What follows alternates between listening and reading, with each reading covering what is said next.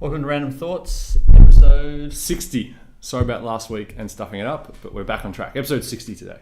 Did we stuff up the numbers? Yeah, I nearly stuffed up number 59, but we're all good. Okay, cool. Can we start with an apology? Sure. I'd like to apologise to everyone for my mumbling. I watched an episode last week and I mumble a bit, and I'm not sure that's good when it's audio only. No, it doesn't work in the podcast format. Yeah, I've got to speak with more crisp elocution. Yeah. Anyway, let's stop start mumbling doing on that. and let's do some things. So we had a request to talk about this topic today. Balance training is something that kind of gets overlooked and gets like, it's just a little thing for rookies and kids, but it's actually pretty important. And if you do it wrong, you can actually have some detrimental effects. But if you do it right, you can have some massive benefits. Yeah. So I thought we could sort of start with static balance, talk about unstable surfaces, and then go from there. Can we talk about how it gets overlooked or it gets overdone? Yeah, that's a good point. That's a very good point.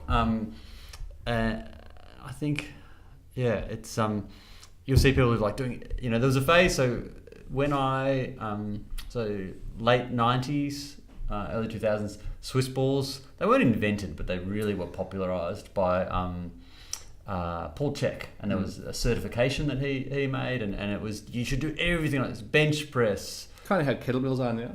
Like everything can be done with a kettlebell. Like, Swiss balls like the kettlebells of the 90s. And he had the good fortune of tying it in with the transverse abdominis revolution, where in the late 90s, Australian researchers discovered TVA. In Queensland? The Queensland group of physios.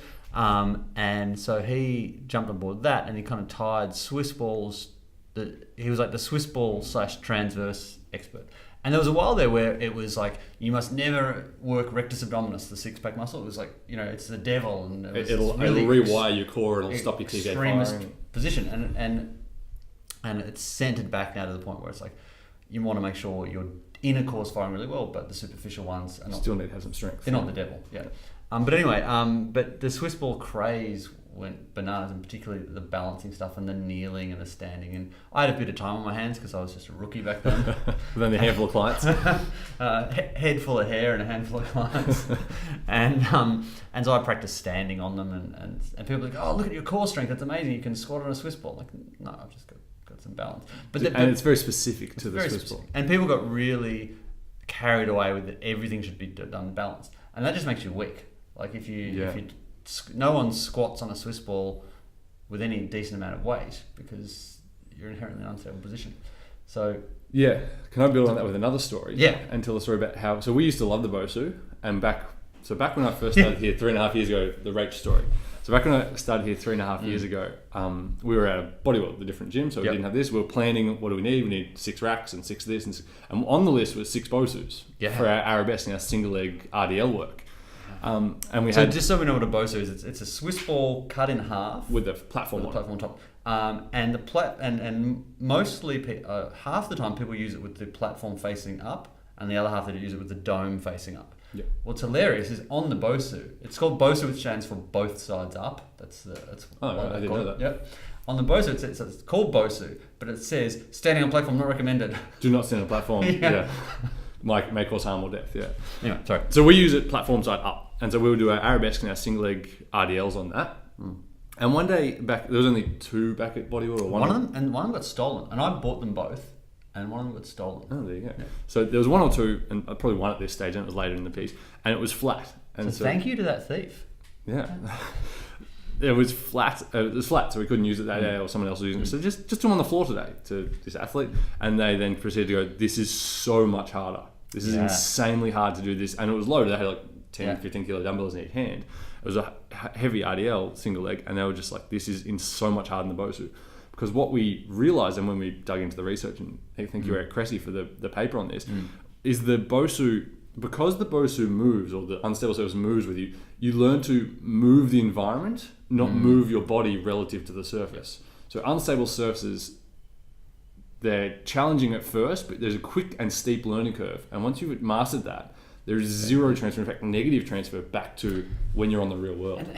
And it's really counterintuitive because you put someone on a BOSU when they've never used it, and they shake like crazy. Go crazy. But within a couple of weeks, they learn to control that a lot more because it has a natural, and particularly the BOSU, as opposed to a traditional wobble board, because the BOSU has a dampening effect as you get towards the end of range. It smooths out, yeah. Yeah, and so all you've got to do is learn to control it a little bit. And yeah, so we had thought it was a progression, whereas in fact it's not even a regression. It's just a thing you shouldn't do much of, I suspect. Except in ankle rehab. So I mentioned Eric Cressey. Eric Cressey did his masters. He's known for shoulders and known for baseball, but he actually did his masters in a balance training study. So he had a soccer team, and he had Group A and Group B, and they did normal weights training.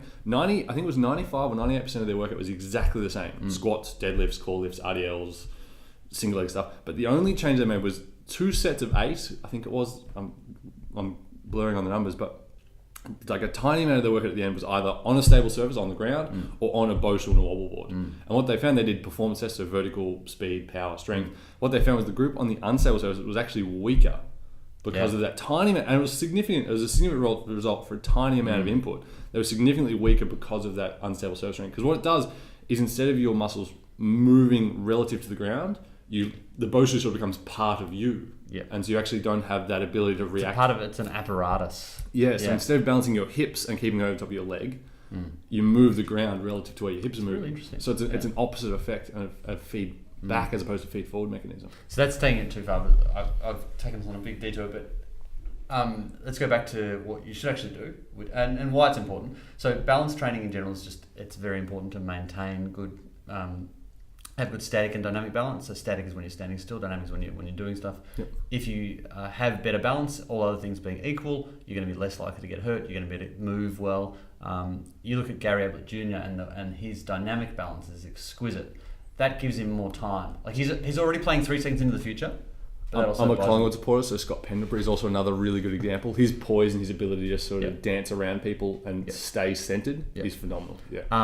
And at a base level, you can the drills are like really simple. So everyone that I coach, I want them to always be brushing their teeth standing on one leg, because that's just immediately, you brush your teeth twice a day, minimum hopefully, and you stand on one leg while you're doing it, and already you've increased your balance. Like that's just like money in the bank balance wise. Particularly as we, and this is less relevant for our young athletes, but as we age, balance really deteriorates. And it's one of the big causes of falls risks. Yeah, and falls risk, there's a certain age, like once you're over, I think it's once you're over 70 or 80, where the mortality rate from a fall is really high, because you fall over. Alarmingly concerning. It's like, it's just a fall, it's just a hit. But no, that then puts you in bed, and then you can't move, you can't look after yourself. It becomes a real problem. So everyone getting into a lifetime habit of brushing their teeth on one leg, it's a really good habit, and it just helps for sport as well. And the other component is your proprioception, which is a separate quality, but can also somehow linked though. Yeah, and so proprio is so if you're standing on one leg, you'll use ocular feedback. Like you'll pick an object and you'll stare at it, and you'll balance based on that. The next progression from that is to actually make your eyes dance around the room a bit, and look around at different things, so that you'll challenge it a little bit. And so I should take it back. So what proprioception actually is your body's awareness of joint position and limb position in space. So if I close my eyes, I missed it. If I close my eyes and do that, it's proprio that has told me I'm about to arrive at my nose. It's telling you where your finger is relative to your face and your nose. Rather than me because if I didn't have proprio, I'd just go. Yeah, and so the proprio is telling you how to guess and line those two up. Yeah, without the use of eyes, obviously. And so one of the benefits of compression garments is that they actually enhance proprio. So Deacon Uni did a really tidy little study on that, where they had them in arm sleeves, and they had to get to certain landmarks of flexion, and the compression garments actually because they gave you some more sort of feedback, they would enhance it a little bit as well. Yeah. Cool. So does the stretchy tape, the rock tape, kinesthetic tape. Yep. There's a heap of brands, but that stuff does the same thing, because it gives that stretch and sort of gives a pull on the skin. It sort of increases that proprioceptive feedback really through that area. So for team sports, you want to have good balance, and then you want to build on top of that good proprio. Yeah. So back to your progressions, you just single leg standing, brushing your teeth, eyes open. Then you start moving your eyes around, and then ideally get to eyes closed. Probably don't do with the teeth. Just to stick with eyes. I don't want people like stabbing themselves in the throat with their toothbrush. So for more of your gym stuff or your actual training stuff, eyes closed work is really beneficial. We get a lot of athletes. One of our tests when we start our athletes is, can you just stand on one leg with your eyes closed for 30 seconds? Yeah. Which nearly everyone fails on that first day. Yeah. And then from there into your arabesque and single leg RDL type stuff. So balancing through the entire foot, and then actually doing a hinge pattern or a single leg squat in that position there is sort of the end point for your static balance work. And the why of that, we've done this a bit back to front. It's all over the place. It's fine. Yeah. We can be eclectic. That's our business. It's a random ordering of thoughts.